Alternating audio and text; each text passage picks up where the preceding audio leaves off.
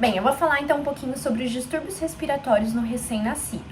Lembrando que o recém-nascido ele pode estar suscetível a várias comorbidades, então ali distúrbios respiratórios, cardíacos, respiratórios, mas o que faz a gente desconfiar então de um distúrbio respiratório seria então um desconforto respiratório desse recém-nascido. O que seria um desconforto? O paciente que está em estado de gemência, que ele está com uma taquipneia, então uma frequência maior que 60, é um paciente que ele tem batimento de asa nasal, que ele tem retrações costais, então a gente vê que ele está fazendo um esforço para manter a respiração. Além disso, ele pode ter também cianose, tá? E todos esses outros sintomas.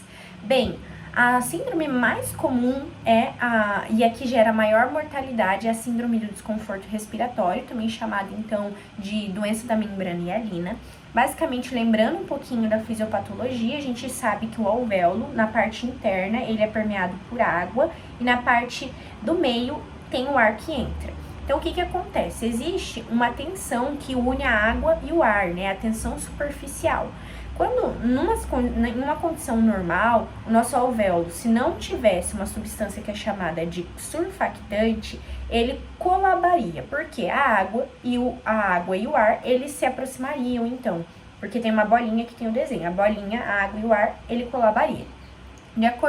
Devido à presença desse surfactante, que é uma substância formada por lipídios e proteínas, que são produzidos pelos pneumócitos do tipo 2, então as células que se encontram no alvéolo, pneumócitos tipo 2, produzem o surfactante, ele impede com que ocorra a atuação dessa tensão superficial, impedindo com que o alvéolo colabe. O que é importante a gente saber? Esse surfactante ele começa a ser produzido na 24ª semana e ele tem uma quantidade adequada para o bebê nascer a partir da 34ª semana. Então, bebês que nascem antes da 34ª semana, então antes de 34 semanas, eles estão suscetíveis a não ter uma boa maturação pulmonar, ou seja, suscetíveis a ter colabamento de alvéolo. Então, aqui nós entramos nos fatores de risco. Essa é a doença, então, da membrana hialina. Basicamente, os alvéolos colabam, tá? Porque não tem surfactante suficiente. Fatores de risco: nascer antes das 34 semanas, asfixia, a própria falta de oxigenação faz com que os pneumócitos do tipo 2 diminuam a produção de surfactante. Além disso, bebês, então, por exemplo, o gemelar. O gemelar, principalmente o segundo gemelar, que nasce depois, ele pode, por conta da placenta, ali já não estar fazendo sua função adequada, entrar em um quadro de asfixia também e diminuir a produção de surfactante. O próprio bebê do sexo masculino, ele tende a ter uma maturação mais tardia. Mães diabéticas também, a insulina entra lá no alvéolo e diminui a produção de surfactante. Esses são os fatores de risco.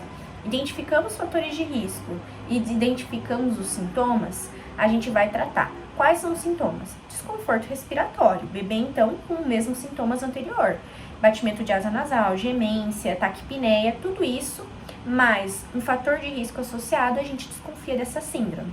O que a gente vai fazer? Solicitar exames. A gente pode, então, solicitar o exame de raio-x, e no raio-x a gente vai ter algumas alterações específicas. Aqui eu vou mostrar, então, na imagem ao lado, quais seriam as alterações? O broncograma aéreo, e a gente vai ter também uma transparência pulmonar, além então de um padrão de vidro moído, tá? Por que acontece isso? Na imagem do lado, tem várias bolinhas brancas e pretas e um espaço que seria a árvore brônquica. Essas bolinhas que estão pintadas dentro seriam a representação dos alvéolos colapsados. Então, o padrão de vidro moído seriam vários pontinhos que representam os alvéolos colapsados. E o broncograma aéreo seria essa árvore brônquica que está contrastando, então, com esses alvéolos colapsados. E também essa transparência essa hipertransparência é a representação, então, desses alvéolos colapsados. Lembrando que o alvéolo colapsa, a gente tem, então, várias atelectasias microalveolares e, por conta disso, a gente tem um edema intersticial, tá? Além disso, a gente vai solicitar uma gasometria e a gente vai ver que nessa gasometria existe hipóxia e, além de hipóxia, a gente vai encontrar, então, um padrão de acidose. Aqui, inicialmente, nós temos uma acidose respiratória, porque aquele alvéolo colapsado, ele não impede com que ocorra a saída do PCO2 e, consequentemente, a gente tem um acúmulo de PCO2 levando a uma acidose respiratória. mas com o tempo diminui a perfusão dos tecidos e, consequentemente, a gente tem uma acidose também metabólica. Então, aqui a gente tem um quadro de acidose mista, por conta, depois evoluindo um pouquinho mais para frente. Então, identificamos fatores de riscos, sintomas, identificamos ali o nosso raio-x com essas alterações, a nossa gasometria com as alterações, e o que a gente vai fazer? A gente vai tratar esse paciente.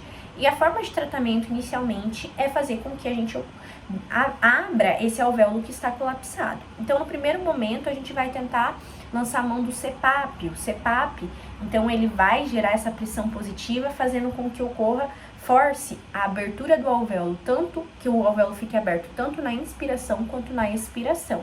Depois disso, o que a gente observa é que, se esse paciente não apresentar melhora, a gente pode tentar lançar a mão, então, da ventilação mecânica. A ventilação mecânica também vai fazer com que esse alvéolo permaneça aberto, e a gente tem que lembrar que tem que manter pelo menos uma saturação de 90 a 95%, tá, de saturação de O2, e manter ali uma pressão por milímetro entre 50 a 75, a 70, o PCO2 entre 50 a 70, tá? Esse paciente, o ideal, se ele não está apresentando melhora com CPAP e foi para ventilação mecânica, seria a gente já administrar o surfactante. O surfactante, ele é ideal ser administrado antes de 2 horas após o nascimento. Por quê? Porque apresenta melhores resultados. Além disso, o surfactante, ele vai ser administrado de diversas formas. A gente pode fazer o que nós chamamos de Ensure, que é um método onde você vai entubar o paciente, laringoscopa esse paciente, administra o surfactante e depois extuba, ou você pode também administrar o surfactante por um cateterzinho, tá? O surfactante, ele tem a função de aumentar, o surfactante, ele vai ter a função de